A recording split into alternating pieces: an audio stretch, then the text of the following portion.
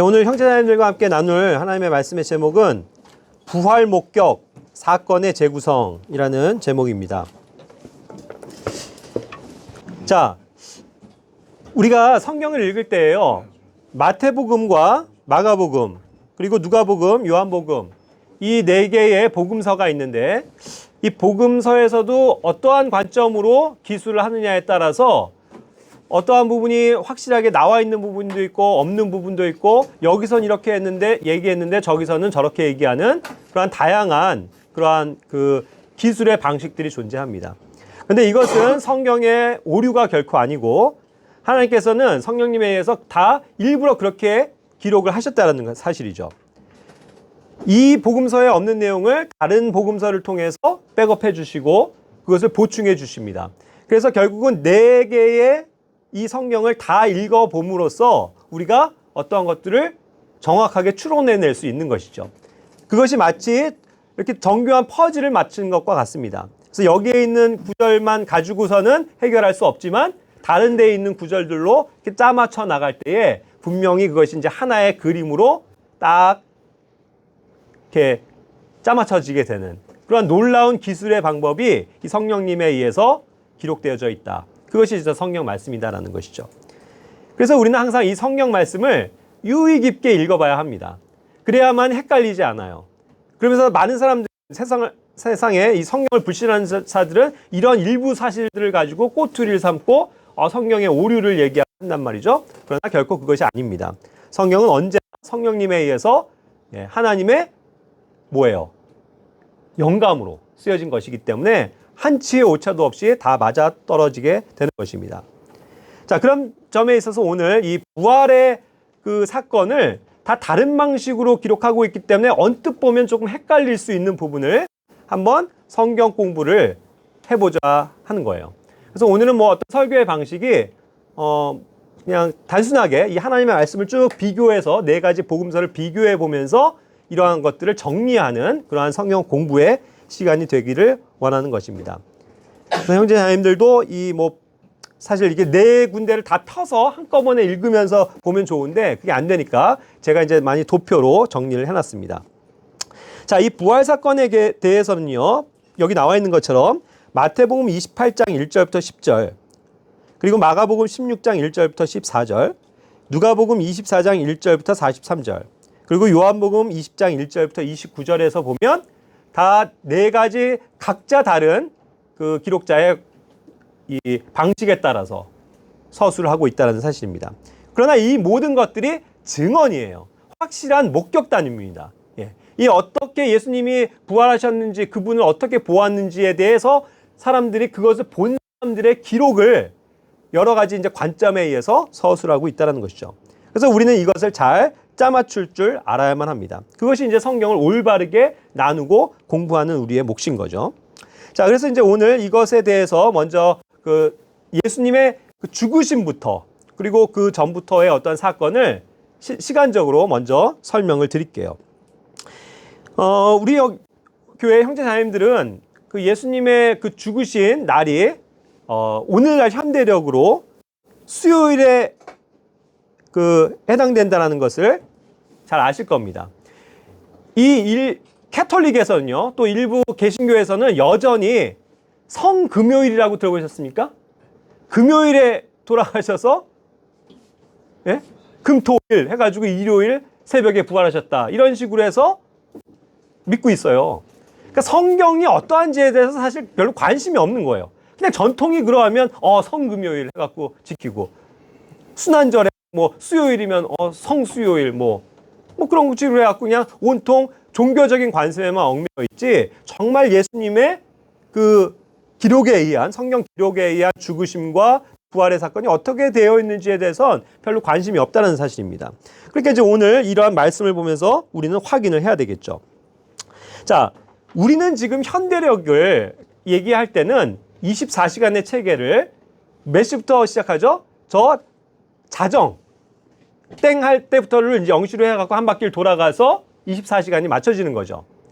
그렇게 되어져 있는 반면에 이제 유대인들이 따지는 그 유대력은, 유대인의 시간표는 성경에 나와 있는 어떠한 관점에서는 저녁이 되고 아침이 되니, 그렇죠? 이것이 첫째 날이니라 하는 것처럼 저녁과 아침이 곧 하루를 뜻합니다. 그래서 이 성경에 입각한 이 유대인들의 시간표에 있어서는 하루란 그 저녁이 되는 그 시점부터 한 바퀴 돌아서 다음날 이제 저녁이 되는 그 순간까지를 하루로 보는 거예요. 그렇기 때문에 낮은 동틀 무렵이라고 이제 이야기하고 있는데 여기서 이제 6시 가량이고 또 밤을 이제 일몰 후로 보기 때문에 저녁 6시가 되는 겁니다. 그러니까 항상 저녁 6시 정도가 보통 기준이 돼서 하루가 바뀐다는 거예요. 그렇죠? 그 사실을 먼저 이해해야 합니다. 그래서 이제 화요일부터 쭉 그 예수님이 잡히시고 부활하신 주간의 그 사건을 요약해 보자면 여기서 보면 화요일은요, 우리 지금 현대력으로서 이게 몇 년도인지 뭐 정확하게 그것을 가늠할 수는 없지만 이 일주일간의 상황은 유추해 볼 수 있다는 거예요. 결국 화요일입니다. 화요일이 무슨 날이냐면 유월절이 있기 전날이기 되기 때문에 즉 화요일 저녁부터 수요일 저녁까지는 뭐가 되는 거냐면 유월절 예비일이 됩니다. 이날은 말하자면 그들이 안식하고 쉬는 날은 아니고 이 다음 날 있을 유월절을 예비하는 거예요.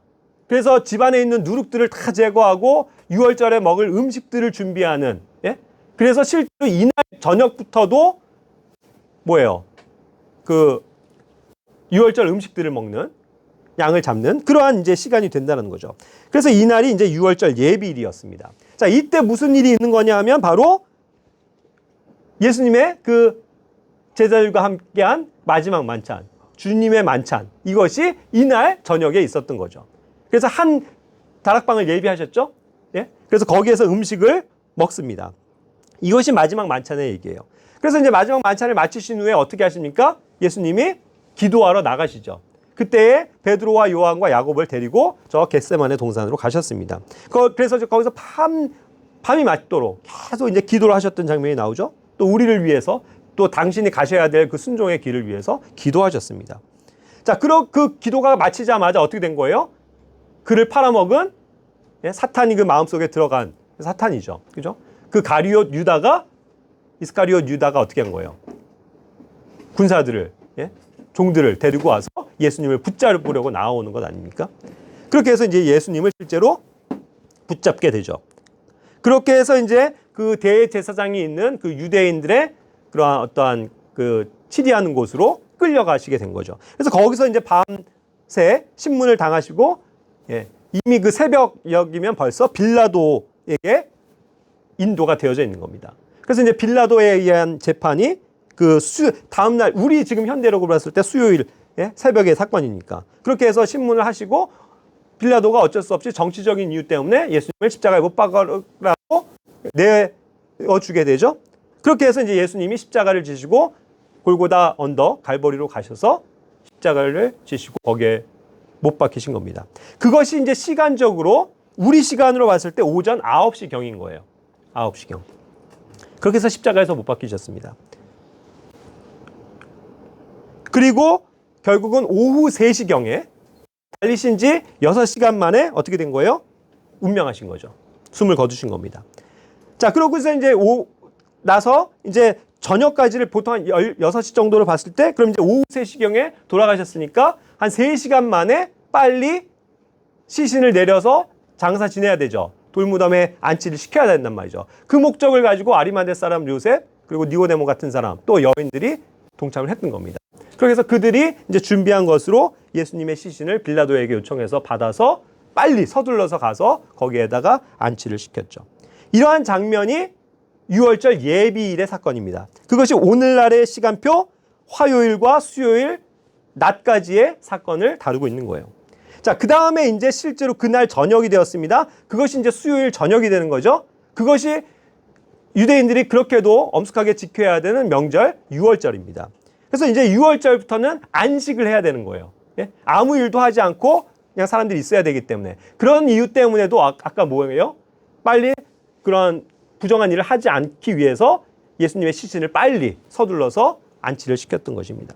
자, 그래서 이제 이 유월절이 결국 수요일 저녁부터 해서 그 다음 날 목요일 저녁이 돼야 끝나는 거죠. 그래서 그것이 어떻게 되는 거예요? 하루가 되는 겁니다. 그래서 그게 하루예요. 그리고 그 다음 날은 또 안식을 계속 하는 거예요. 유월절이 끝난 이후에는 무교절로 바로 이어지기 때문이죠. 그래서 이제 무교절이 온 겁니다. 그러니까 무교절에도 아무 일을 하지 않아요. 그것이 2일차입니다. 그래서 목요일 저녁부터 금요일 저녁까지가 되는 거죠. 그리고 이제 세 번째가 뭐냐면 이것이 이제 성경에서 감추어진 거를 잘 봐야 되는데 그것이 이제 문자적인 믿음에 의해서 우리는 아는 거예요. 사람들은 이 세상에 있는 종교들은 캐톨릭이나 이런 데들은 그런 걸 생각을 안 하는 거예요. 그런데 실제로 안식일이 온 겁니다. 자, 이 유대력에 의한 시간표는 항상 바뀌기 때문에 이게 일정하진 않은데 이 예수님이 십자가에서 못 박혀 죽으신 이 해에는 예? 유월절 안식일, 무교절 안식일, 그리고 그 다음 날이 실제 안식일, 그쵸? 금요일, 토요일이 딱 겹쳐버린 거예요. 그러니까 무슨 말이냐면 오늘도 우리 날도 그렇지만 3일 연휴가 돼버린 겁니다. 이해가 되시죠? 3일 동안은 아무 일도 해서는 안 되는 그 유월절, 무교절 기간에 명절이 와버린 거예요. 그러니까 이게 꼬박 어떻게 되는 거예요? 3일 동안의 명절이 안식해야 되는 날이 왔다라는 것입니다. 이해가 되시죠? 그래서 뭐냐 하면 이 수요일 저녁부터 목요일 하루, 목요일 저녁부터 금요일까지 하루, 또 금요일 저녁부터 그 다음 토요일 저녁까지가 하루 해서 1, 2, 3일 만 3일씩이 되는 거죠. 그렇죠? 그렇기 때문에 그것이 성경에 기록된 바와 같이 마태복음 12장 40절에도 말씀하셨습니다. 요나가 밤낮으로 사흘 동안 고래 뱃속에 있었던 것 같이 사람의 아들도 밤낮으로 사흘 동안 땅의 심장부에 있으리라 했습니다. 자, 여기서 사흘 동안이라고 표현했지만 영어 성경에 보세요. 정확하게 표현되어 있습니다. 3 days. 세 번의 낮이죠. 그리고 3 nights. 세 번의 밤입니다. 그렇죠? 그렇게 해서 만 3일. 꽉 찬 3일. 시간적으로 봤을 때는 72시간을 예수님께서 이 땅의 심장부에 지옥의 세계로 내려가셨다. 지하 세계로 내려가셨다. 그것을 성경은 말씀하고 계신 거죠. 이해하십니까?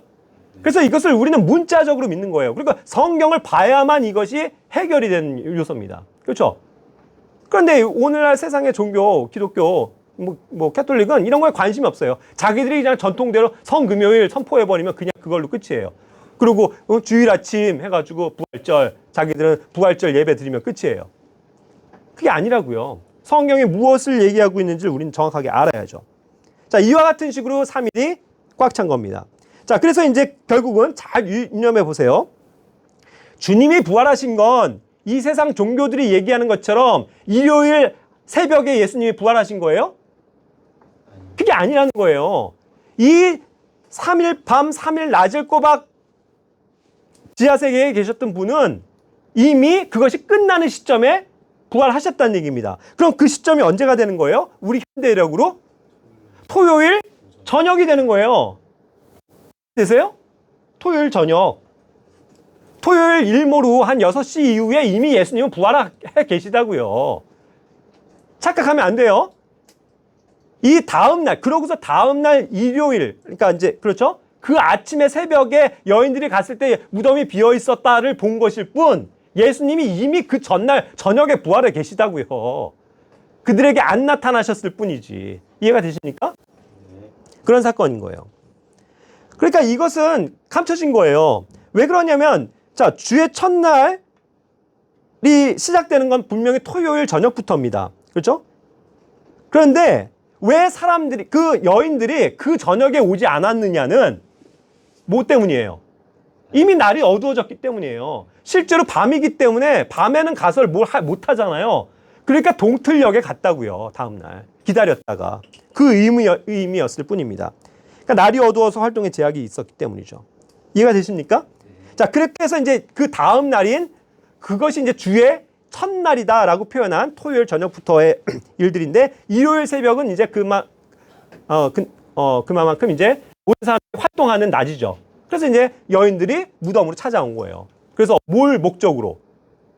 이제 예수님의 돌무덤을 치우고 다시 그 무덤에 가서 자기들이 준비한 정말 수많은 그런 귀한 향유를 가지고 향품을 가지고 예수님의 몸을 닦고 제대로 시신을 닦고 거기다가 귀한 향료를 넣어서 다시 안치시키려고. 그런 어떤 귀한 마음을 가지고 여인들이 나왔다는 거죠. 이해되셨습니까? 이 시간표를 정확하게 우리가 성경적으로 알고 있어야 돼요. 자, 그래서 이제 그 다음의 사건을 이제 우리가 본격적으로 보는 겁니다. 자, 그런데 이제 그 상황에서 잠깐 제가 조금 모두에 설명드리고 싶은 건 뭐냐면, 아까도 얘기한 것처럼 예수님은요, 우리가 얘기하는 것처럼 일요일 새벽에 부활하신 게 아니고 이미 토요일 저녁에 부활하고 계시단 말이죠. 그때 어떠한 사건들이 있었느냐를 다른 마태복음 27장 50절부터 53절에서는 유일하게 이 구절이 적혀 있는데, 이것을 통해서 뭔가의 또 다른 힌트를 주시는 거예요. 뭡니까? 자, 보세요. 이미 예수님께서 숨을 거두셨죠. 그 장면을 얘기했습니다. 그랬을 때 성전의 휘장이 아래로부터 둘로 찢어지고 땅이 진동하며 바위들이 어떻게 됐다? 바위들이 터져버렸다. 그래서 어떻게 됐다고요? 그 시점에 수많은 무덤들이, 돌로 막고 있는 그런 무덤들이 다 터지고 하면서 열려져 버렸다는 거예요. 예? 이런 초자연적인 사건이 발생을 한 겁니다. 이해되셨죠? 네. 자, 그런데 그것을 뒤의 시점에 앞에 있었던 사건을 뭐라고 지금 기술하고 있냐면, 잠든 성도들의 많은 몸이 일어났다, 부활했다, 이렇게 설명하는 거예요. 그러니까 자, 보세요. 예수님이 죽으셨을 때 이 바위들이 터지고, 예, 그렇게 됐는데, 그때 그들이 부활했다가 아니고, 반드시 부활의 순서는, 부활의 첫 열매들이 누구세요? 예수 그리스도죠. 그분이 부활하셔야만 그분에 의해서 다른 자들도 생명을 얻고 부활을 할 수 있는 겁니다. 그렇죠? 그것을 성경은 가르쳐주고 있죠, 분명히. 그러니까 이 지금 기술하고 있는 52절의 기술은 이 예수님이 죽으실 때 많은 사람들이 부활했다가 아니고, 이미 무덤들은 열려 있는 상태인데 예수님이 나중에 부활하셨을 때 그 이후에 많은 구약에 잠자고 있던 성도들의 몸이 일어났다, 부활했다라는 것을 기술하고 있는 거예요. 자, 그렇게 해서 이 53절에 보면 분명히 나오잖아요. 그분의 부활 뒤에, 그렇죠? 순서는 반드시 예수님의 부활이 먼저고 그 다음에 부활의 첫 열매들이 된 자들이 함께 따라가는 겁니다. 그래서 그 일련의 무리들이 예수님의 부활 뒤에 어떻게 됐다고요? 무덤 밖으로 나왔다.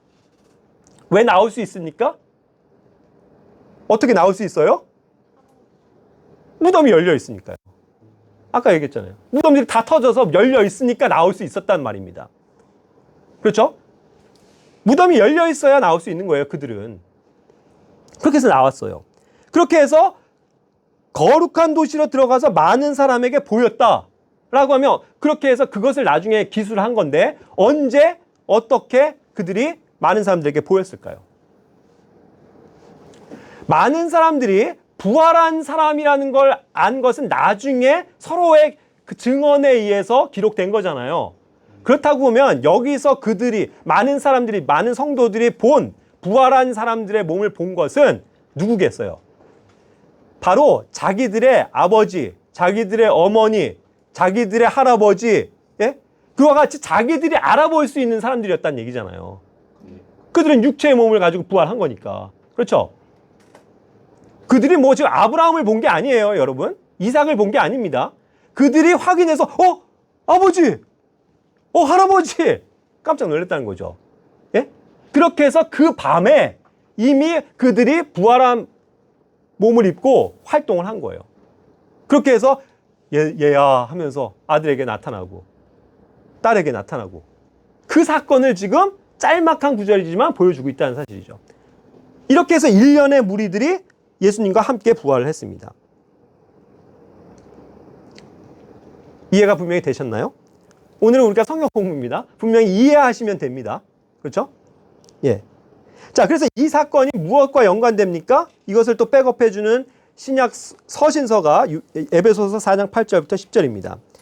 이것이 결국 그 사건을 부연해 주는 것인데, 이것은 먼저 시편에도 기록됐던 말씀들을 다시 한번 인용한 겁니다.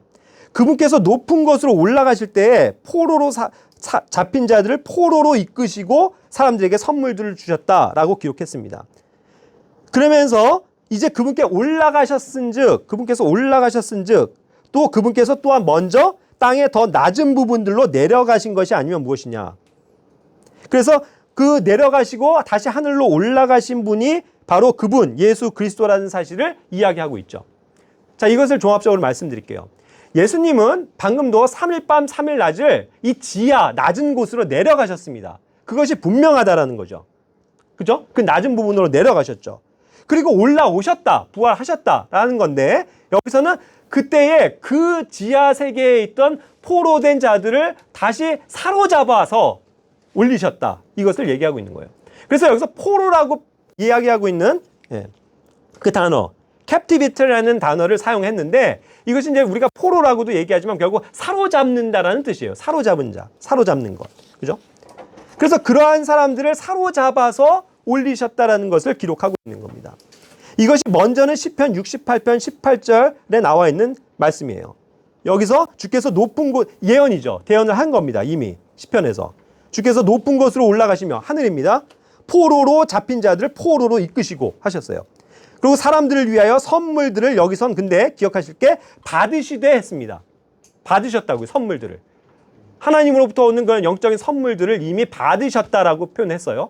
그런데 아까 에베소서에서 뭐라고요? 그 선물들을 주신다라고 표현했습니다. 이미 그 선물을 받으신 분이 이제는 성도들에게 그 선물들을 나눠 주신다는 표현으로 바뀌어 있는 거죠. 그래서 이 captivity라는 이 포로된 거, 뭐 사로잡는다라는 표현을 보면은요, 사실은 다 부정적인 영역입니다. 포로는 좋은 게 아니잖아요. 구속되어져 있다는 거예요, 어딘가. 감금되어져 있다는 거거든요. 근데 그거를 이끄셨다라는 거는 또 다른 팀에서 사로잡아 온다라는 어떤 긍정적인 표현으로도 유일하게 바뀔 수 있는데, 그것이 유일한 구절이 고린도후서 10장 5절인 거예요. 그러니까 이런 말씀을 통해서 포로된 것이 사실은 나쁜 거. 왜 근데 예수님이 구약 성도들을 이끄셨는데 그걸 포로라고 얘기하시지? 오히려 포로된 것으로부터 자유케 하셨다고 표현해야 될 텐데, 이런 의문을 가질 수 있죠. 하지만 이런 것은 동일한 성경의 단어를 가지고 주님께서 그들을 다 사로잡아 오셨다라는 것을 표현하기 위한 방식입니다. 고린도서 후서 10장 5절에 보면, 우리는 상상하는 것과 또 하나님을 아는 것을 대적하여 스스로를 높이는 모든 높은 것을 무너뜨리고 모든 생각을 사로잡아 그리스도께 순종하게 하며 라는 구절이 나옵니다. 예? 여기서도 이 captivity라는 단어가 나오는 거예요. 모든 생각을, 우리의 모든 것을 사로잡아 온다, 이 뜻이거든요. 주님께서 이것을 다 사로잡아 주셨습니다. 그런 개념으로 쓰여지고 있는 굉장히 긍정적인 표현이죠. 자, 이와 같이 주님께서 그 일련의 무리들을 지하 세계로부터 끌어올리셔서 함께 부활하시고 데리고 올라가신 겁니다. 자, 그리고 이들이 끝까지 남아있는 게 아니고요. 주님께서 이들을 다 사로잡아서 함께 하늘로 데리고 올라가셨다는 거예요. 그러니까 예수님이 분명히 그들을 데리고 올라가신 시점이 발생하겠죠. 그래서 더 이상은 그들을, 부활한 사람들을 더 이상 보지 못해요. 아까도 얘기한 것처럼 할아버지 하고 나사하셨는데 그걸로 끝. 그 다음에 더 이상 보이지 않아요. 왜요? 예수님이 그들을 하늘로 데리고 올라가셨기 때문에. 그렇기 때문에 우리가 믿는 바와 같이 이 지하에는 이제 한 공간은 텅 비어버린 거예요. 그렇죠? 주님께서 포로 사로잡아 오신 그 구약의 성도들이 머무는 곳, 모든 사람이 죽으면 가는 곳, 거지 나사로가 아브라함의 품에 안겨서 행복을 누리던 그 낙원, 파라다이스, 그게 어디 있었던 거예요? 이 지하 세계에 있었던 거죠. 그것이 바로 저 너머에는 뭐가 있어요? 엄청나게 뜨거운 불로 타고 있는 그 지옥이 있는데, 그 현장을 볼 수도 있는 저 너머 구렁텅이가 있지만, 그러한 같은 공간에 있었던 것을 주님께서 다 거기에 있는 사람들 다 데리고 올라오셨다는 거죠. 그러니까 지하에 있는 낙원은 이제 텅텅 비어 있는 상태가 된 겁니다. 그리고 오히려 그것이 지옥의 불이 확장되어지는 거죠. 지옥에 갈수록 많은 사람들이 들어와야 되니까 오히려 팽창하면서 그 지하의 세계를 지금 메우고 있습니다. 그렇게 해서 그분이 이제 그런 사람들을 다 데리고 올라가셨다. 그것이 이제 부활 사건에 감추어진 하나의 진리입니다. 자, 여기까지가 이제 이런 우리가 부활을 공부하면서 조금 사전에 알고 계시면 좋은 내용들이에요. 자, 그럼 이제 본격적으로 이 부활 목격에 대한 사건을 재구성해 봅시다. 굉장히 재밌는 거예요. 여러분들 퍼즐 좋아하시나요? 추리 좋아하세요? 야, 이게 왜 그러지? 이거 뭔가 이상한 것 같은데? 한데 자세히 읽어보다 보면 거기에 힌트가 있고 여기에 단서가 있단 말이에요. 그래서 그걸 조합해 보면 완벽한 그림이 딱 탄생을 하는 거죠. 자, 마태복음과 마가복음, 누가복음, 요한복음을 이제부터 계속 비교를 해서 보시게 될 겁니다. 자, 여기에서 보면 공통적인 사건은요, 안식일이 끝나고예요. 그렇죠? 안식일이 지나고 나서입니다. 그러니까 뭐예요? 아까 얘기한 것처럼 이미 뭐죠? 토요일 저녁이 되면 안식일은 끝난 거죠. 그런데 그들이 아까도 얘기한 것처럼 밤이 돼서 어두우니까 그때는 행동을 하지 않고 그 다음 날이 돼서야 그것이 누가복음에 기술한 것처럼 주의 첫날이 되는 거죠. 그래서 매우 이른 아침이라고 표현한 겁니다. 매우 이른 아침에 결국 이것이 아직은 요한복음에서도 얘기한 것처럼 어두울 때라고 얘기했어요. 아직 동이 안 튼 겁니다. 그러니까 뭐 지금으로 따지면 한 새벽 4시, 뭐 4시 반 정도가 되면 아직도 어두컴컴하겠죠? 그러면서 조금만 있으면 동이 터오겠죠? 그 무렵에 그들이 서둘러서 창문들을 가지고 나왔다 이거죠. 이것은 동일한 표현입니다. 자, 그런데 이제 그 다음에 누가 그러면 거기를 갔느냐에 대해서는 다 서술들이 다른 거예요. 마태복음에서는 막달라 마리아와 다른 마리아라고 딱 2명을 기술했습니다. 마가복음에서는 막달라 마리아, 야고보의 어머니 마리아, 살로메가 있습니다. 3명을 기술했어요. 누가복음에서는 그들이라고 표현했는데 나중에 10절에 보면 그들이 누군지를 보여주는데 막달라 마리아, 요한나, 야고보의 어머니 마리아, 그리고 그들과 함께한 다른 여자들이니까 최소한 몇 명이에요? 2명은 되는 거죠. 최소. 그리고 요한복음에서는 막달라 마리아만 단독 관점으로 보고 있는 겁니다. 얘를 이 여인을 주인공으로 본 거죠. 그러니까 최소의 인원은 최소 부활을 경험하고 또 그 무덤으로 갔었던 여인들은 몇 명이라는 것 사실을 알 수 있는 거예요. 최소 5명이다. 그들이 몇 명인지에 따라서는 더 늘어날 수도 있지만 최소 5명이다. 그런데 그 이름이 기술된 거는 막달라 마리아, 그 다음에 야고보의 어머니 마리아, 살로메, 요한나라는 4명의 이름이 각각 기술이 되고 있는 겁니다. 이해하셨죠? 그래서 이제 어쨌든 여기에서는 분명히 여자들이 거기를 나아가는 장면까지가 서두에 기술이 되고 있습니다. 자, 그런데 이제부터 조금 더 구체적으로 이제 달라지는 내용들이 나옵니다.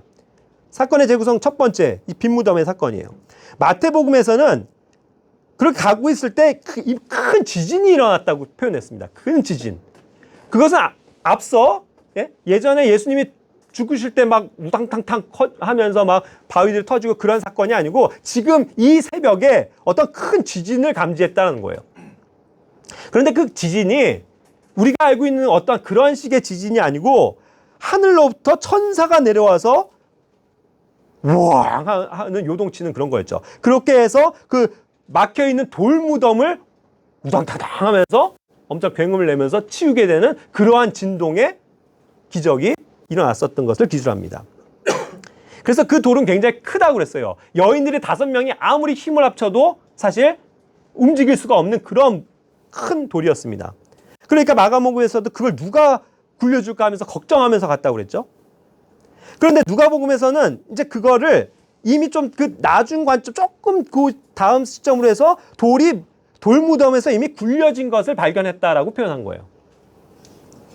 그런데 요한복음에서는 뭐라고 그랬냐면 그 돌이 돌무덤에서 옮겨진 걸 보고 단독적으로 행동한 한 사람이 나옵니다. 그게 누구예요? 그게 마리아예요. 막달라 마리아. 그는 그것만 보고서 무덤이 열렸네? 이것을 가지고도 뭔가를 직감을 하고 바로 어디로 달려간 거예요? 제자들이 있는 베드로와 요한에게 알리기 위해서 달려간 거예요. 그러니까 나머지 여인들만 지금 남아있는 상태가 된 겁니다. 이해하시죠? 자, 그런 상태에서 다음에 보시면 두 번째로 빈 무덤의 천사들 발견한 장면인데 이제 마태복음에서는 그 무덤에 들어간 내용은 지금 생략한 채 천사를 만난 장면만 지금 얘기를 하고 있는 겁니다. 마가복음에서는 그들이 돌무덤에 들어가서 천사를 만난 것에 대해서 이야기하고 있습니다. 누가복음에서는 안으로 들어갔으나 예수님의 몸을 찾지 못했다.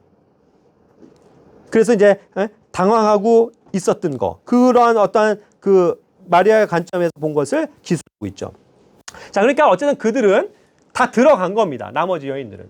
그런데 여기서도 천사 한 명으로만 기술한 것이 있고, 그 다음에 이제 나중에 보면 두 천사가 있는데 그 중에 한 천사가 이야기하는 장면으로도 기술을 하고 합니다. 근데 어쨌든 그 청년이라고 한 흰 옷을 입은 그 청년은 바로 천사인 것은 우리가 여러 성경들을 통해서 그 천사들이 나타나는 그 뭐예요? 모습을 보면은 당연히 유추할 수 있는 겁니다. 천사 맞습니다. 그것이 이제 청년의 모습으로 와 있다는 거죠.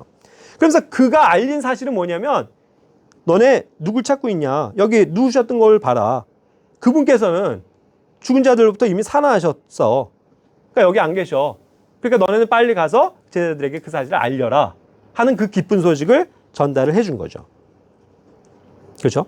자, 그런데 이제 그 누가복음에서도 보면은 아까 얘기한 것처럼 여기 줄친데 보시면 저들이 그들에게 이르되 그랬거든요. 그러니까 결국 저들은 누구예요? 천사들이거든요. 천사라고 지금 단수로 표현했음에도 불구하고 천사들인 것을 확증해 주고 있는 겁니다. 저들이 그들에게, 여인들이죠? 그들에게 이와 같이 얘기했다. 그래서 분명히 한 천사가 얘기하는 것으로 그들이 감지하고 있었을지 모르지만 분명히 나타났던 거는 거기 무덤에 있었던 건 두 천사였다는 것을 알게 해주는 것입니다. 자, 그 다음에 어떠한 일이 나타납니까? 마가복음을 먼저 봐야 되는데 마가복음에서는 그 여인들이 그 얘기를 듣고 그걸 경험하고서 어떻게 한 거예요? 급히 나왔어요. 돌무덤에서. 무서워서. 지금 무서워하고 있는 장면입니다. 막 떨면서 막 놀래가지고 벌벌벌벌 떨면서 나온 거죠. 그러면서 막 도망했다고 그랬어요. 이게 뭔 일인가? 자기들이 뭐 영을 봤다고 생각했는지 막 도망친 거죠. 한참 지났습니다. 그래서 어떠한 상태예요? 어안이 벙벙해서 말을 못하고 있는 상황이에요. 아무 말도 못하고 막 두려워 막 쿵쾅쿵쾅 되는 거를 막 진정하고 있는 그러한 장면이 잠깐 서술이 되고 있는 거예요. 자, 이 시점에 이들이 그렇게 해서 아무 말도 못하고 제자들한테 가지도 못하고 당황하고 있을 때 이미 아까 얘기한 것처럼 막달라 마리아는 뭐예요? 제자들에게 이미 달려가 있는 거죠. 그래서 거기에서 단독적으로 베드로와 요한에게 얘기하니까 베드로와 요한이 이제 그 다음에 막 달려온 거죠. 무덤으로. 그것이 요한복음의 기술이에요. 그리고 그것에 대한 부연이 누가복음에서는 그것에 대한 과거 시점을 첨언하는 기술로 쓰여지고 있는 겁니다. 그 뒤 베드로가 일어나 돌무덤에 달려가서 몸을 구부리고 봤다. 그런데 아무것도 없으니까 그 일로 인해서 속으로 놀라면서 떠나갔다.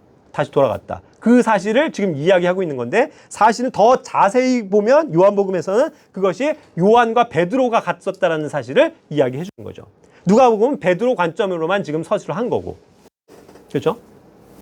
그래서 이제 요한이 먼저 도착을 했어요. 그때도 한번 얘기한 것 같은데 달리기를 누가 더 잘했다고요? 요한이 빨랐다고요. 그래서 요한이 먼저 도착했어요. 근데 무서워서 들어가지 못하고 이렇게 구부려서 보고 있는데 베드로는 나중에 막 도착해서 그냥 쏜사같이 그냥 무덤 안으로 직행해버린 거죠. 그러니까 요한도 따라 들어온 거죠. 근데 정말로 아무것도 없고 그 아마포 수건, 요셉이 아리마대 사람 요셉이 쌌던 그 수건이 다 그냥 개인체 한 곳에 놓여 있었던 것을 본 거죠. 그러면서 이제 그들이 이제 나올 때 예수님께서 하신 말씀, 죽은 자들로부터 다시 일어나야 한다, 부활하실 것이라는 것에 대해서는 성경 기록을 아직 알았다고요? 몰랐다고요? 몰랐다고요. 아직은 그것을 깨닫지 못한 채 이게 무슨 일이지 하면서 의아해하면서 다시 집으로 돌아가는 장면이 나오는 겁니다. 자, 그래서 이제 그들은 돌아갔어요. 그런데 아까도 얘기한 것처럼 그 다음 장면은 뭐냐면 막달라 마리아는 여인의 몸으로서 그 사실을 알리고 다시 똑같이 베드로와 요한을 뒤를 따라간 거죠. 그래서 그들은 이미 확인하고 돌아갔고 마리아는 다시 뒤늦게 무덤에 도착한 거예요. 그래서 이제 거기에서 이제 기술하고 있는 것이 마가복음에서는 또 그것을 뒤 시간에 이제 앞에 있었던 사건을 부연해 주는 거죠. 예수님께서 주의 첫날에 일찍 일어나신 뒤에 친히 몸속에서 7 마귀를 내쫓아 주신 막달라 마리아에게 뭐예요? 처음으로 first. 이 여인이 first인 거예요. 그걸 얘기를 했죠. 자, 근데 그것을 부연하고 있는 게 자세하게 기록하고 있는 게 요한복음입니다. 그러니까 요한복음은 왜 자세하게 마리아만 지금 서술하고 있는지 아시겠죠? 이 사건을 더 정확하게 부연해 줘야 될 필요가 있었기 때문이죠. 마리아가 어떻게 됐습니까? 왔어요, 무덤에서. 그래서 바깥에서 몸을 이렇게 구부리고 슬피 울면서 막 울면서 거기를 돌무덤을 쳐다본 거예요. 자, 그때도 역시 누굴 발견합니까? 흰 옷을 입은 두 천사가 예수님의 몸이 놓여있던 것에 있는 걸 본 거예요. 두 천사를 발견했습니다. 근데 이 여인은 아까도 얘기한 것처럼 그들을 나타나는 건 청년의 모습으로 나타냈다고 그랬잖아요. 그러니까 그들을 그냥 어떠한 이 일에 관계가 있는 그 돌무덤을 지키고 있는 어떠한 사람들인 줄 알고, 예? 선생님들, 예? 당신들이 이 예수님의 시신을 어디로 옮기셨습니까? 그럼 저 알려주세요 하고 그냥 사람에게 그 동산지기인 줄로 여기고 그냥 얘기하고 있는 장면이 나오는 거죠. 그런데 이제 그러고 있는데 뒤에서 누가 부른 거죠. 마리아야. 그죠? 자, 근데 먼저는 이제 무슨 일이냐 했을 때, 예? 마리아가 맨 처음에는 예수님인지를 못 알아봤죠. 부활하신 부인을 보면서도 못 알아본 거예요. 예수님의 변화하신 몸을 이해할 수 없었으니까. 그리고 뭐 눈물을 흘리면서 막 했기 때문에 정신 없었겠죠. 모르고 있는데 이제 결국은 예수님께서 마리아야 하시니까 그때서야 그 예수님의 정확한 자기 마리아라는 그 음성을 부르시는 그 콜링을 듣고서 아, 이분이 나의 사랑하는 주님이시구나 하고 주님 하면서 너무나 감격한 채 뭐예요? 경배하려고 했던 거죠. 자, 그런데 이 시점에 거기 뭐라고 그랬냐면 예수님께서 그렇게 말씀하신 다음에 내게 손을 대지 말라라고 얘기하고 계세요. 손 대지 마. 그가 이제 붙잡으려고 하니까 손 대지 마. No touch. 왜? 내가 아직이에요. 내 아버지께 올라가지 않았기 때문에. 자, 이제 부활하시고 이 구속의 사역을 마치신 주님께서 하셔야 되는 것은 그를 보내신 아버지 하나님께로 다시 올라가셔서 그것을 나타내시고 다시 영광의 그 왕권을 받으시고, 그죠?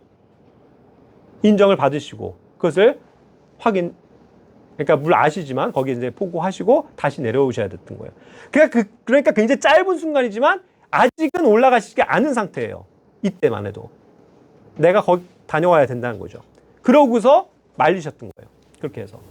그래서 마리아는 그 부활하신 예수님이 아직 하늘로 다녀오시진 않으셨기 때문에 만질 수가 없었던 겁니다. 그래서 이제 내가 곧 너희 하나님께로 올라간다. 이와 같이 말씀하신 거죠. 곧 올라갈 거다. 그럼 아까도 얘기한 것처럼 곧 올라갈 때 누구를 데리고 올라가신다고요? 예, 구약에 부활한 성도들을 다 데리고 올라가시는 거예요. 그때 올라가시는 거예요. 그건 보이지 않는 사건이니까 아무도 감지할 수 있었던 것이 아니죠. 그죠?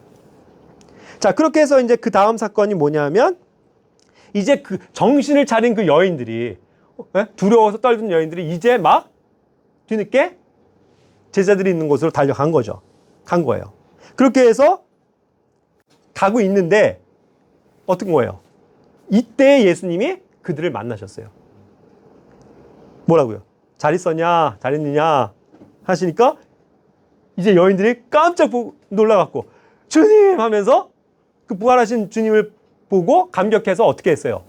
발을 붙잡고 경배했다 그랬죠. 발을 붙잡고 그 말은 뭐예요? 그 짧은 순간이지만 이게 뭐 몇십 분의 차이가 있는지 모르지만 아까 마리아에게는 만지지 말라. 내가 아직 아버지께로 안 갔다. 내가 곧 간다 했잖아요. 그래서 그 일이 나타나신 다음에 바로 곧 올라가신 거겠죠.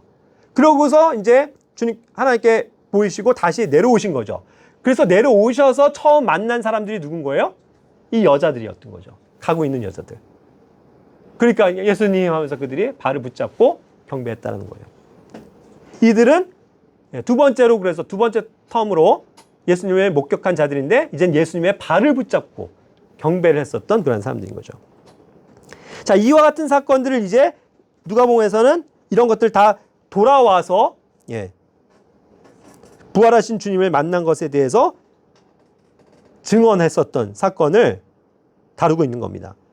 그렇죠? 그런데 저들이 11절에 보면 그들은 저들의 말을 근거 없는 이야기로 보고 저들을 믿지 아니했다라는 거는 그렇게 알렸음에도 불구하고 거기에 있는 제자들은 한결같이 안 믿었다는 얘기예요. 무슨 말도 안 되는 소리를 하고 있어. 그런데 그렇게 해서 얘기할 때에 사실은 더 어떻게 보면 먼저 와서 내가 부활하신 예수님을 목격했다라고 했었던 게 요한복음의 기술에 의하면 막달라 마리아인 거죠. 그러니까 모든 영역에 있어서 막달라 마리아가 사실은 빨랐던 겁니다. 근데 그 막달라 마리아의 말도 믿지 않았어요. 그리고 그 이어서 바로 온 여인들의 말도 그들은 믿지 않았다라고 얘기한 겁니다. 그러면서 이제 거기에서 이런 것들을 고한 사람의 이름을 다 아까 10절에서 얘기한 것처럼 기술을 하고 있는 겁니다. 다음으로 넘어가 볼게요. 자, 그런데 이제 이 시점에서 좀 궁금해지는 것이 있는데 하나의 감추어진 사건이 여기 복음서에서만 봐서는 알 수가 없는 내용이 딱 한 가지가 또 등장을 합니다. 그것이 뭐냐면 누가복음 24장 33절에 보는 것처럼 어떤 사람 그 제자들의 증언에 의해서 제자들이 지금 뭐라고 얘기하고 있냐면 주께서 참으로 일어나시고 누구에게요? 시몬에게 나타나셨다 하는 것을 증언하고 있는 장면이 나와요. 시몬 베드로에게 나타나셨다. 예? 자, 이 표현은요, 시몬 베드로가 무덤에 가서 봤더니 아무도 안 계시더라, 그거를 표현한 게 아니고 시몬에게 나타나셨다, 보이셨다라는 것을 지금 증거하고 있는 또 다른 단서입니다. 그렇죠? 희한하네. 지금까지의 정황에서 그것이 드러나지 않았는데 그들의 증언에 의하면, 예? 여인들에게도 나타나셨지만 시몬 베드로 앞에도 나타나셨다는 것, 단독적으로 나타나셨다는 걸 얘기하는 거잖아요. 그래서 저도 맨 처음에는 이걸 시몬에게 알려졌다는 것이 그냥 그 제자들에게 알려진 그것을 그 고린도전서 15장 5절에 의해서 통틀어서 얘기하는 걸로 대표성으로 하는 거라고 생각을 했는데 그게 아니더라고요. 고린도전서 15장 5절에서 정확하게 또 그것을 계시해 주고 있는 겁니다. 부활에 대한 목격은 그 앞에는 여자들이 먼저잖아요. 그래서 첫 번째가 마리아고 또 그 여인들이 있는데 그들을 성경의 관점은 항상 여자들을 제껴놓은 채 남자들의 관점에서 서술을 하죠. 자, 그런 것으로 봤을 때 어떠한 부활의 목격의 권위를 가진 사도들로서의 권위를 가진 사람들을 이야기하기 위해서 일부러 고린도전서 15장 5절에서는 그 예수님이 부활하신 예수님을 처음으로 목격한 사람을 누구라고 얘기하고 있는 거예요? 그게 게바였다는 거예요. 게바에게 모이시고, 그것이 방금 누가복음 24장의 말씀을 백업해 주는 구절입니다. 여기서 풀리는 거죠. 기술은 정확하게 하지 않았지만 분명히 성경 말씀에 의해서 문자적으로 게바, 베드로, 시몬은 부활하신 예수님을 처음으로 목격한 제자예요. 남자 제자입니다. 엠마오의 제자들보다도 앞섰던 거예요. 그러니까 어찌됐건 그가 혼자 있을 때 예수님이 그에게 나타나셨다는 거죠. 그런데 베드로는 그 사실을 우쭐대려고, 자랑하려고 상세하게 아마 사람들에게 이야기 안 한 것 같아요. 그러니까 그냥 그렇게 짤막하게 나타나셨다는 말만 했지 겸손한 가운데서 이것이 감춰져 있는 거죠. 우리 같으면 야, 내가 제일 먼저 봤어 하면서 자랑할 텐데 그런 목적이 아니고 단순히 순서적으로 사도들에게는 게바에게 먼저 나타나셨다는 걸 분명히 보여주셨다는 겁니다. 그러고서 나서 다음에 12제자예요. 이렇게 순서가 기술이 되고 있는 겁니다. 그러니까 그 12제자는 당연히 12제자라고 하면 게바에게도 보여주셨고 그 다음에 12명이라고 얘기했으니까 나중에 가룟 유다는 없지만 그 한 명의 자리를 마띠아가 선출이 되죠. 그러니까 그들 12명이 다 채워졌을 때도 12명에게 다 보이셨다는 것으로 이해할 수 있는 거겠죠. 자, 이와 같은 사건이 지금 감춰진 겁니다. 그러니까 사도 가운데서는 게바가 가장 먼저 예수님을 보았다라는 사실이죠. 자, 그리고 나서 다시 돌아가서 또 과거로 돌아가야 되는데 누구를 봐야 되냐면 그 엠마오로 가는 2명의 제자를 조명해 봐야 돼요. 자, 이들은 지금 어떤 상황입니까? 한 명의 이름은 서술이 되고 있어요. 글로바라고 했습니다. 자, 그런데 이제 그들이 걸어서 시골로, 즉 자기들의 어떤 고향 땅인 것 같아요. 엠마오로 예루살렘에서 가고 있는 장면입니다. 그런데 이 예루살렘에서 엠마오는 여기 중간에 나오지만 60스타디온이 되는 거리에 있다라고 표현했습니다. 이 1스타디온을 185m 정도의 길이로 봐요. 자, 그랬을 때 그것이 60스타디온이니까 결국 그것이 11,000m가 되겠죠. 그러니까 약 11km 떨어진 소도시로 지금 향하고 있었다는 겁니다. 그냥 편안하게 걸어가면 한 2시간에서 한 2시간 반 정도면 사람의 걸음으로도 갈 수 있는 성인으로 그런 거리였죠. 자, 그래서 이곳으로 가고 있는데 어디서 느닷없이 어떤 사람이 나타나서 같이 동행을 하면서 걸으면서 이 얘기를 했던 거죠. 그랬을 때 당신 이거 무슨 일인지 몰라요? 하면서 며칠 전에 있었던 그 예루살렘에서 있었던 사건을 지금 얘기해주고 있는 거예요. 그 사실은 예수님인데, 예? 무슨 일이 있었냐면요, 그러면서 이런 얘기를 했습니다. 자, 그런데 중요한 게 뭐냐면 이런 일이 있었는데 오늘 무슨 일이 있었냐면 이 아침에 여자들이 와갖고 22절부터 24절까지 보면 그 여자들이 이제 무덤에 간 사실을 이제 이미 듣고 온 거예요. 그래갖고 뭐라고 그랬냐면 몸은 보지 못했다. 그분의 몸은 보지 못했다. 그래서 아직 지금 부활을 경험했다는 건 모르세요? 예수님이 어쨌든 뭐 무덤에 갔더니 없더라. 그 다음에 이제 사건이 또 자기들도 그분께서 살아계시다고 말한 천사들의 환상을 보았다고 얘기한다. 뭐 이런 사실들. 그리고 또 어떠한 사람들이 돌무덤에 가서 그 여자들이 말한 것들을 확인했는데 정말 그분은 보지 못했다라고 해서 베드로와 요한이 찾아갔었던 사실까지도 다 들은 거죠. 그래서 그 현장에 있었단 얘기예요, 그들이. 그래서 그런 얘기를 듣고 왔는데 야, 이게 뭔 일인지 모르겠어요. 참 이상하다 하면서 자기들이 지금 오고 있는 길이다. 이렇게 설명을 하는 거죠. 그랬을 때 이제 나중에 그들의 눈이 열려서 그분과 함께 먹고 있을 때 그분이 이제 예수님인 것을 그들이 알게 되죠. 그래서 그들의 마음이 뜨거워졌습니다. 예수님이 스스로가 부활하셔야 된다는 것을 성경 기록이 이미 대언의 자들이 기록하고 있다는 것을 풀어주셨을 때 그들의 마음이 뜨거워졌다고 표현했고 그들은 그 감격을 감출 길이 없어서 어떻게 한 거예요? 즉시 일어나서 아직 어둑어둑해지고 있는데 아직 날이 저물진 않은 거죠. 그때 이제 서둘러서 다시 그 60스타디온의 길을 역행해서 다시 예루살렘으로 돌아간 거예요. 자, 그래서 이제 33절부터가 뭐예요? 돌아간 겁니다. 서둘러서 돌아가니까 그 날이 이미 저물기가 전에 여전히 주의 첫날이라고 부르는 그 마지막 저녁, 뭐 6시면 6시 그냥 그 한 뭐 5분 전 정도에 헐레벌떡 도착했겠죠. 막 뛰어왔겠죠. 그래서 도착해서 얘기하려고 하니 이미 무슨 사건이 있는 거예요? 제자들이 야, 나도 봤어 하면서 여자들이 본 사실들 얘기하고 있고 또 시몬도 증언한 거죠. 시몬에게도 나타나셨다. 이런 얘기들을 막 하고 있었던 거예요. 그러니까 자기들도 맞아. 그 말 맞아. 우리도 지금 이렇게 해서 예수님을 곧 방금 만나고 지금 오는 길입니다. 그 사실을 알리려고 하고 이제 말을 이어가고 있었다는 거죠. 그래서 이제 엠마오로 갔었던 그 두 제자의 증인까지도 더해지게 된 겁니다. 근데 여전히 나머지 사람들은 그걸 직접 보지 못한 사람들은 뭐예요? 말도 안 돼. 이 사람들이 짜고 일어나? 이 사람들 왜 이래? 미쳤어? 그게 말이 돼? 하면서 믿지 않았다는 거죠. 그런 상황에 있는 겁니다. 자, 그래서 그 제자들까지 합류해서 막 이렇게 얘기하고 있는데 그래서 이제 그들이 음식도 먹고 있었겠죠. 그때에 이제 예수님이 거기에 있는 사람들에게 다 나타나신 거죠. 그것이 마가복음, 누가복음, 요한복음에 다 기술이 되어 있는 겁니다. 예? 음식 앞에 앉아 있을 때 예수님이 나타나셨어요. 그러면서 너네가 왜 믿지 않느냐? 그들의 믿지 아니함을 꾸짖으셨다고 그랬거든요. 그러면서 그걸 믿지 않으니까 뭘 보여주신 거예요? 누가복음에서 손과 발을 보이셨다고 그랬어요. 자, 봐라.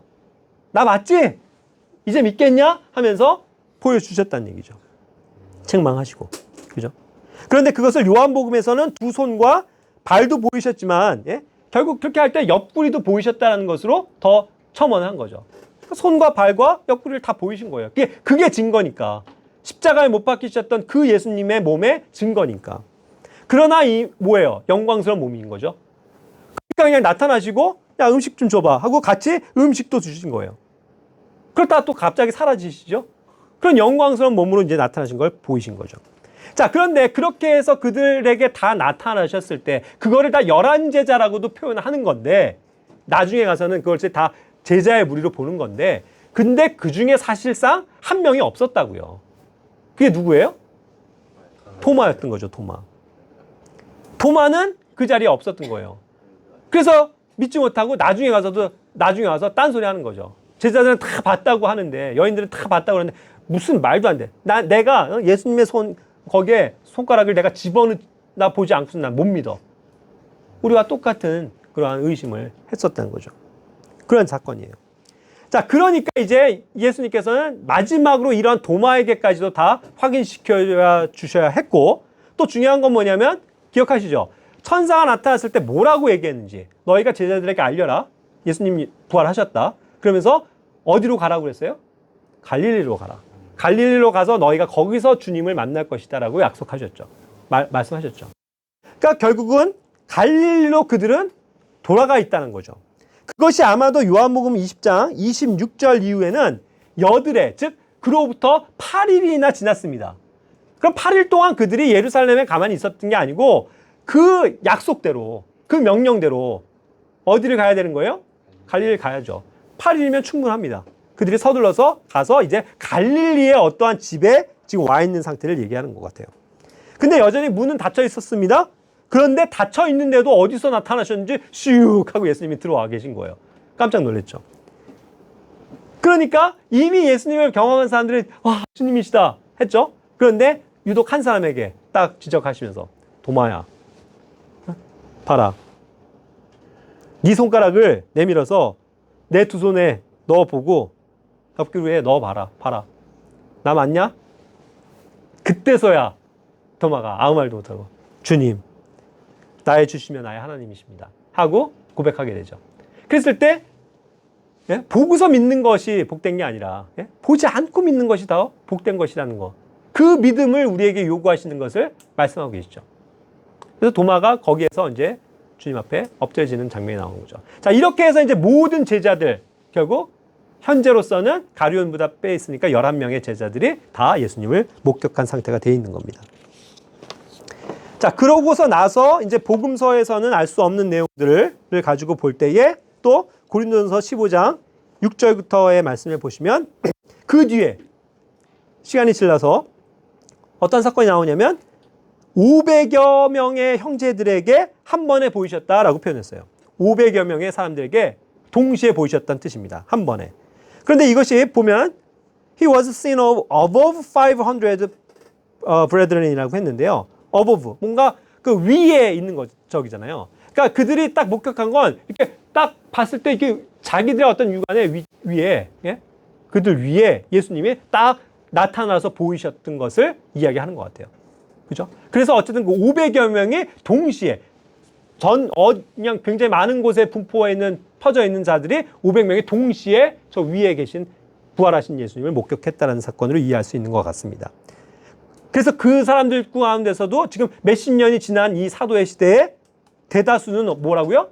여전히 살아있다고요. 살아있으니까 자기의 목격담을 이 사람 저 사람들에게 기뻐서 얘기할 수밖에 없죠. 야, 내가 예수님을 봤어. 예수님이 이렇게 우리의 죄를 위해서 죽으셨고 묻히셨지만 살아나셨어. 그래서 나에게도 보이셨다 하면서 주변의 사람들에게 알릴 거 아니에요. 그럼 목격담들이 계속 의해서 이런 것들이 서술이 되고 있는 겁니다. 그리고 나서 어떤 일이 있어요? 그분께서 야고보에게 보이셨다. 근데 이 야고보는 당연히 누굽니까? 여전히 원래는 예수님을 믿지 않고 부인했었던 주의 형제, 그 마리아의 진짜 아들 야고보, 그리고 또 그와 관련된 사람들이 있었죠. 형제들이. 그가 이제 예수님, 부활하신 예수님을 목격하고 주님의 사랑으로 변하게 되는 하나의 계기가 되는 사건이에요. 그래서 예수님을 목격했습니다. 그리고 그 다음에 뭐예요? 그와 같이 일련의 사도들로서 인정받는, 사도라는 개념은 직접 예수님을 목격한 사람들이에요. 그래서 부활의 증인이 되는 사람들, 그렇게 해서 파송을 받는 사람들이 사도입니다. 그 주님의 그 복음의 일들을 위해서. 그런 사람들에게도 분명히 다 나타나셨다는 거죠. 사도들에게. 그것이 훗날 사건이에요. 그러니까 바나바 같은 사람도 사도인데 그도 이미 봤다는 얘기죠. 자, 그런데 이렇게 돼서 마지막 사도가 존재하는데 그것이 성경에 의하면 맨 마지막인 사람이 누구예요? 8절에 정한 때를 벗어나서 태어난, 뒤늦게 간신히 태어난 나 같은 사람에게도 보이셨다. 누구예요? 사도 바울이죠. 그러니까 바울에게도 마지막으로 나타나신 거예요. 그러니까 사도들은 다 어떠한 사람들이에요? 마지막 사도 바울까지, 첫 번째 사도 게바로부터 시작해서 마지막 사도 바울까지 다 직접 예수님의 부활하심을 목격한 사람들이라고요. 그러니까 그들의 증언이 참될 수밖에 없는 겁니다. 확실하다는 거죠. 내가 봤어. 나도 봤어. 그런 사람들에 의해서 성령님의 영감에 의해서 부활 사건이 기록이 되어 있다는 거죠. 그것이 성경입니다. 우리가 믿고 확신하는 바의 성경이에요. 그래서 우리는 성경 말씀을 확신해야 합니다, 여러분. 주님의 부활은 그들에 의해서 전수되어지고 기록되어진 거예요. 그것을 우리가 보고 있는 겁니다. 그러니까 그 증언들이 참되다. 아멘. 부활하신 겁니다. 확실한 겁니다. 그 부활을 기록하셨다는 거예요.